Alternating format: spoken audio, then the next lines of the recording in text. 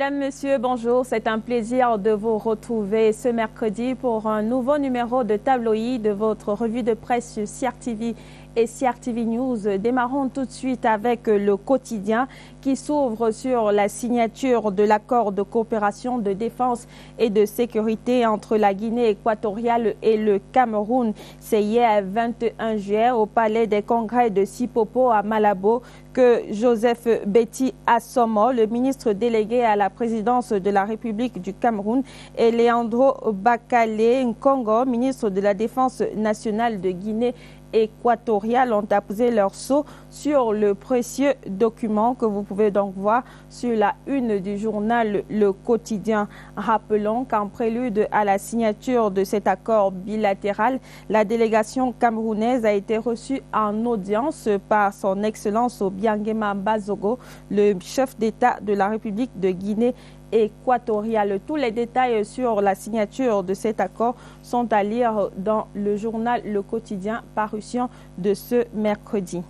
Poursuivons avec Mutation qui titre en grande une « École normale supérieure, la guerre des places ». Le journal nous apprend que le nombre de places au concours d'entrée aux écoles normales supérieures de Yaoundé, Bertoua, Bambili et Maroua a été drastiquement revu à la baisse. Par exemple, pour les 13 séries de l'école normale supérieure de Yaoundé, le concours pour l'année 2020-2021 n'offre que 100 places. Une situation qui provoque la colère des candidats qui, au vu des flux impressionnants des jeunes diplômés, trouvent ces places insignifiantes.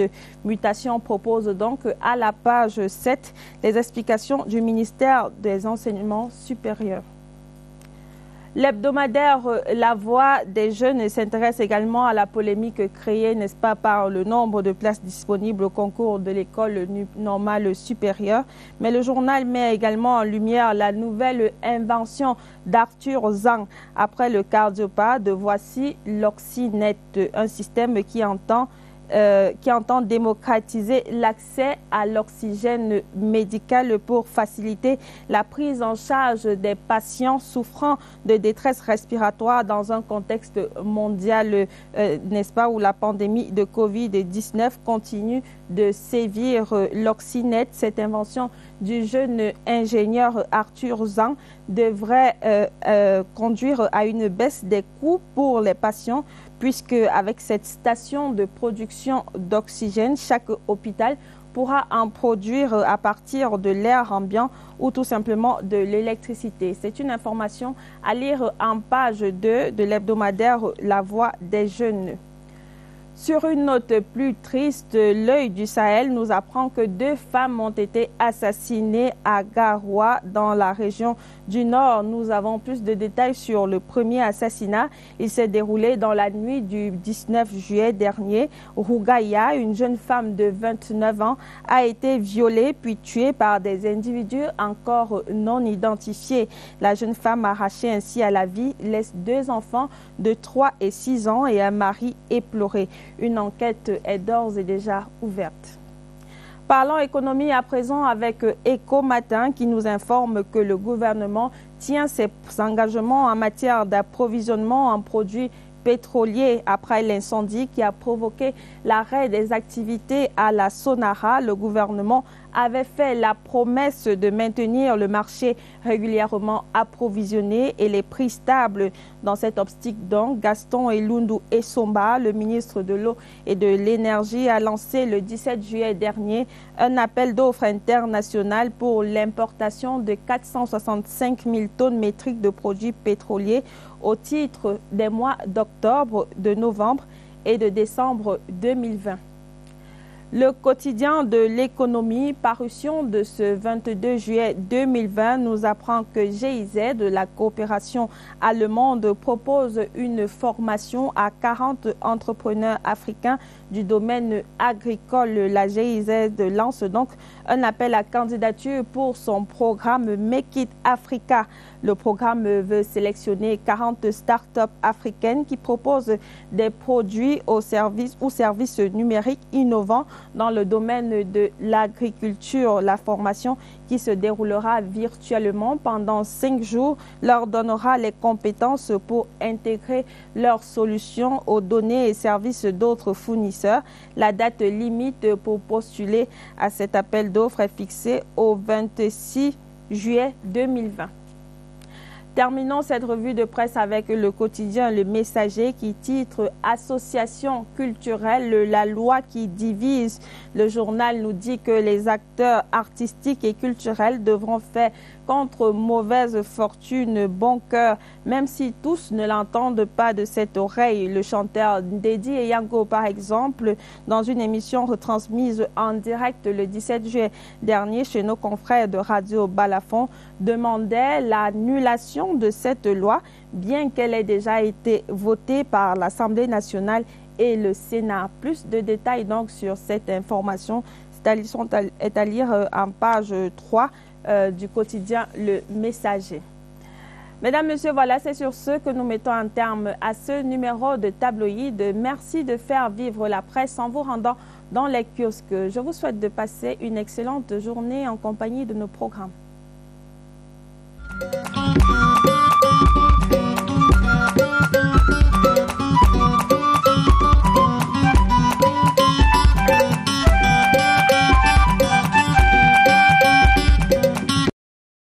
Aujourd'hui se poursuit la visite de travail du ministre en charge des marchés publics dans la région du Sud. Ibrahim Talba Mala a donc entamé cette visite-là hier mardi par Ebolova. Aujourd'hui, il sera à Son-Menima.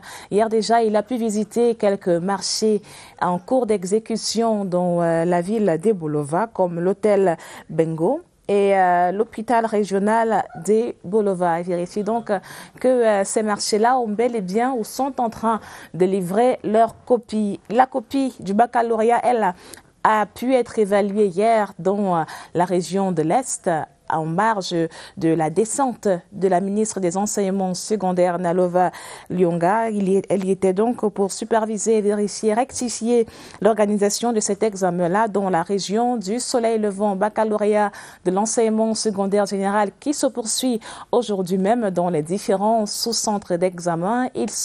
On en dénombre 308 au total et autre examen qui est en cours alors qui se poursuit aujourd'hui. C'est celui du certificat d'études primaires, le CEP. Aujourd'hui, place aux épreuves pratiques. Et si vous vous souvenez de votre CEP, vous savez que les épreuves pratiques charrient souvent un grand nombre de stress. La récitation, l'épreuve culinaire et toutes ces étapes-là qui vont permettre de voir quelles sont les aptitudes pratiques de l'élève. Bon courage surtout aux parents. On aura l'occasion de voir dans les éditions de journaux comment les parents sont encore plus stressés que les petits du CM2. Mais d'abord, voyons ce qu'ont prévu les tabloïds pour nous ce matin. But this time in English. And I have a really handsome boy in my left. Good morning, Ispomuso. Good morning, Gladys. It was just to make you smile, don't I? So how are you this morning? No, I'm good. And you? I'm fine. I'm fine, thank you. So tell me, what are the major stories in our papers this morning? The papers are talking about an agreement signed in Malabo between Cameroon and Equatorial Guinea in order to solve security issues, but also to prevent each country from interfering into the internal affairs of the other. And the papers too talk about the economic impact of COVID-19. Those topics and more will be on Tabloid with Yves Somuso Lebaga.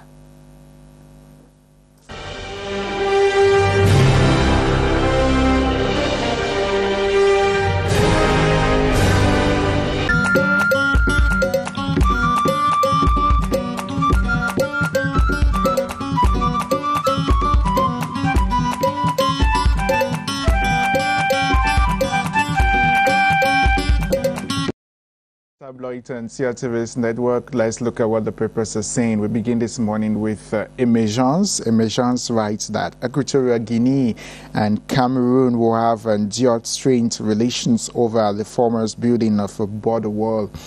Tuesday signed a border security accord. The defense ministers of the two neighbors signed the agreement at Sipopo, just outside Equatorial Guinea capital, Malabo. The accord includes banning use of force between the two countries and a known interference in the other's internal affairs. Le Soir writes, accord scellé, clouds which had progressively formed these past few months over respective borders have been lifted, said Cameroon's Defense Minister Joseph Beti Asomo after the accord was inked. It is a positive step, a happy day for our people, Equatorial Guinea's Defense Minister Leandro Gogo Bakale added. Relations had taken a dive since Yaoundé last accused its neighbor of starting construction of a border wall, something Malabo denied. Further fears were stoked by the appearance of border lockout points, but earlier this month the two defense ministers met in Yaoundé, where it was announced the wall project was being halted pending an accord on the path of the border. Le Quotidien adds that Malabo has been concerned at growing clandestine immigration from Cameroonians chasing perceived opportunities in their neighbors' growing oil industry. The border zone, which also abuts Gabon, is a growing trade area but also a hub for trafficking. Malabo has been increasing surveillance of the frontier since the 2017 arrest of armed men accused of plotting a coup against President Teodoro Obiang Nguema. You can read more in Le Quotidien.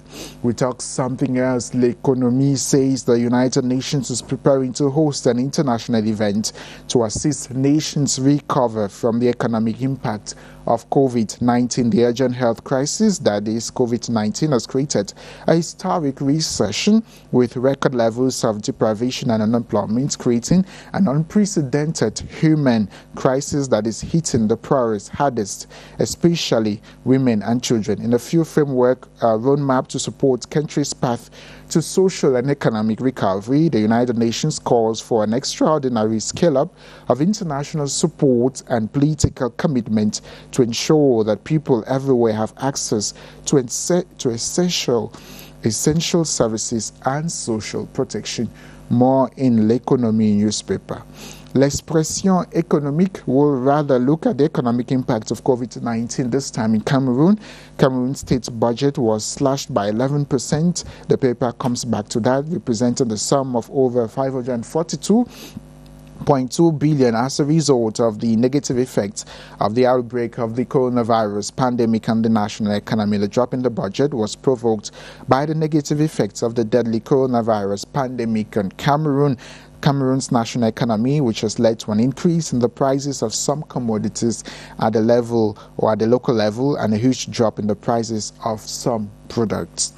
We end with Le Messager newspaper, who comes back to this bill on artistic and cultural association adopted by Parliament during the last session. On June 29, the Minister of Art and Culture, Ismail Bidumpat, in front of the Cultural Affairs Committee, defended a bill to regulate artistic and cultural associations in Cameroon. Its objective to contribute in promoting the spirit of creativity among members and preserve national universal cultural heritage. Members of Parliament during the June session questioned the bill, and today's paper, Le Messager, looks at the benefit of the bill, but also the shortcomings. You can read more in Le Messager newspaper. That does it for what the papers are saying. Why not get to the newsstands, buy a newspaper? As you read, have a wonderful day.